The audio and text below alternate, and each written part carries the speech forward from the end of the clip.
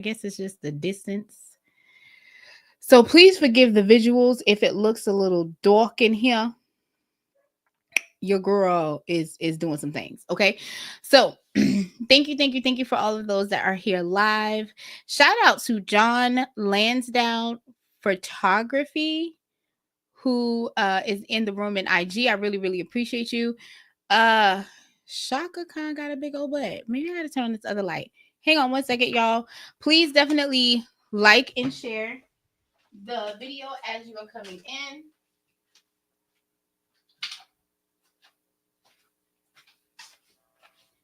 If y'all don't know, lighting is like everything in these streets. Okay. So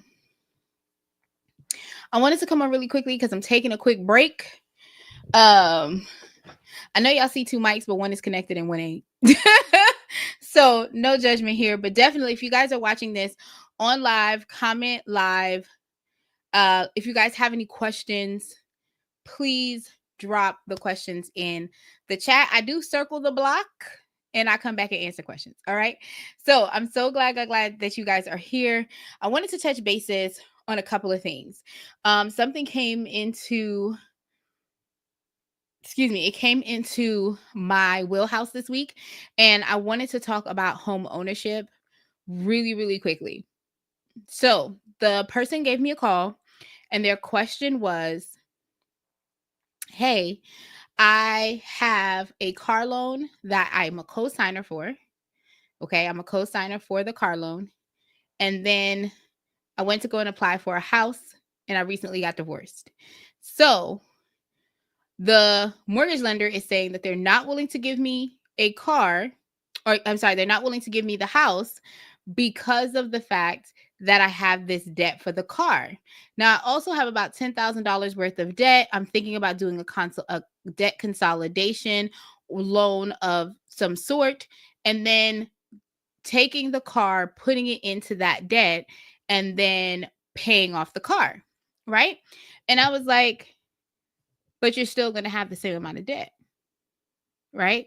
So she was like, well, what do you mean? I was like, $30,000 plus the 10, that means you have $40,000 worth of debt. You're going to consolidate it into one, hopefully lower payment, but you still have the same 40,000, which is what the mortgage company is saying that they want to see that you have the child support coming in for at least 3 months before they go ahead and allow you to get a mortgage, right?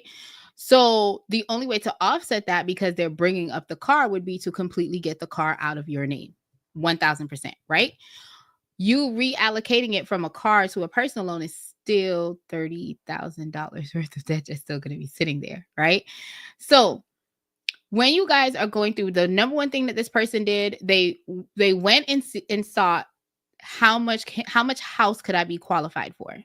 So they have a pre-qualification for a number that says this is the house amount that I can qualify for. So that was great. Number two, she then asked, what are the things that would stop me from being able to sit at this closing table? Okay. Love that question. Love being able to have that from the underwriter so that you don't sit there and then all of a sudden you get to closing and everything goes to okay. So that was number two. That's a great question. She had it ready. She knows what to do. I love the idea that you're trying to go ahead and move the debt, but let me be clear, you're recycling it, but the debt's still there. Okay. So the better option would be to allow your child or whoever you co-sign for to be in a position to where they can take over the full payment, because then that means that they can refinance the car and that total loan would automatically come out of your name and only be in their name. So even if you are still financially sustaining and helping like I do with my children, okay, you would still give yourself enough breathing room to where you don't have to worry about not having the support that you need to get to the closing table, right? So you don't want to move the funds around. You want to get rid of the funds, which, of course, since you're co-signing, if that other person can now refinance in their name, it puts you in a hell of a lot better situation than not. Okay. So Those are 3 things that she did that she had a conversation about, and it was really, really good. What I think we failed to do is pull our report from the very inception of the idea and the thought that we want to get our house. Okay. This particular person, her credit score she knew was good because she's already been monitoring her credit. So that wasn't an issue. The issue is really dollars and cents. And I think a lot of times people get sidetracked thinking that they cannot get the home that they want to because of the fact that they don't have the credit score. The reality is there are many programs out there. Like USDA has a program that if your FICO score is a 540, you can still get funding from a USDA alone, right? There are places that will still give you funding for your dream home if you just have to meet multiple qualifications. And we do cover those qualifications on day 2 of the challenge that's coming up this weekend. But I just want to tell you guys that if you're going to go and purchase a house, if that is something that you're going to want to do, then what we need to start is on the ground level. Number 1, pull your credit. Figure out where your credit is. Figure out what you want to do.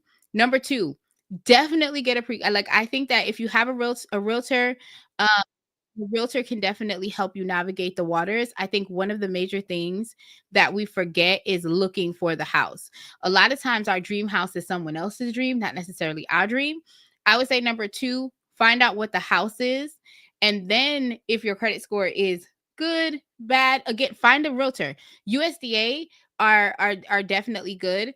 NACA is a great program that can help you when it comes to home ownership as well.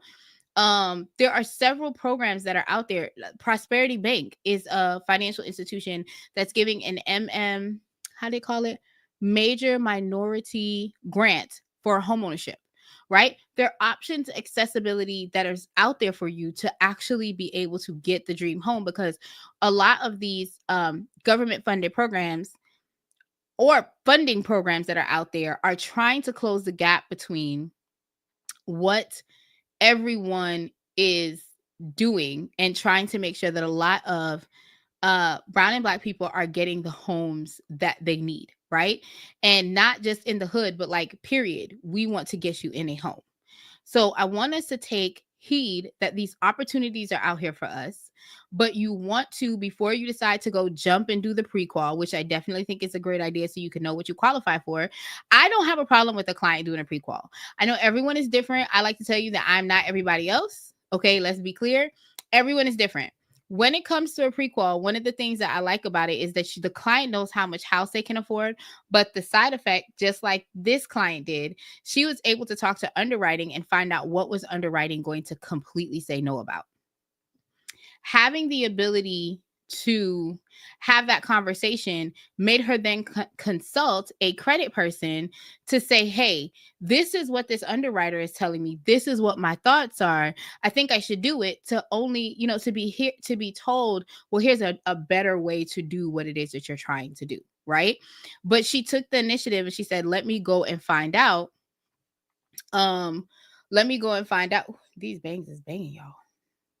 Let me go and find out what other opportunities and options are available to me. So I don't want everyone to feel like you're caught out there, you don't have the support. You definitely do, but you want to make sure that before you choose to buy a home, before you choose to buy that car, there are some steps that you should take into effect before going to do that. Number 1, pull your credit. Number 2, figure out what kind of house you want. Number 3, get your pre-qual. You can have conversations with underwriting. You can talk to them about what's going on. And I'm not saying run it through 550 different lenders. No, like, your realtor would be able to guide you. And especially if you take your credit report to your realtor and say, this is what my report looks like.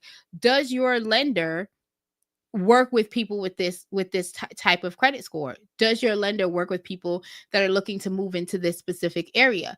I promise you, it's going to be a night and day conversation with someone who has no history or impact versus someone who does have it. Okay, so I hope that's helpful for all of you guys. Tomorrow the Zoom link goes out for our class on Saturday. I cannot wait. We will be live in the Facebook group Tonight, I have 2 projects left to do. Once I'm done with those 2 projects, I am stalking y'all, okay? And I do want to say thank you, thank you, thank you so much for coming on my pages, coming on my platforms, sending me DMs. Thank you for those that watched the last video where my audio was trash. I appreciate y'all. As y'all know, we do have a done with you platform that is available. I did drop the links in the description. So if you are saying I'm ready to put in that sweat work, I'm ready to go ahead and do it. It's actually free credit repair if you sign up with me. The only thing you're paying for is the credit monitoring, and then you get to come into the class with me every third Tuesday. Come on, somebody, where we get to dive in and talk about your goals. We get to come up with your game plan. And if you have any additional questions or concerns, I am here to give it to you straight, no chaser. All right. So, hey, thanks, babes. Somebody said they love my beans. Thank you.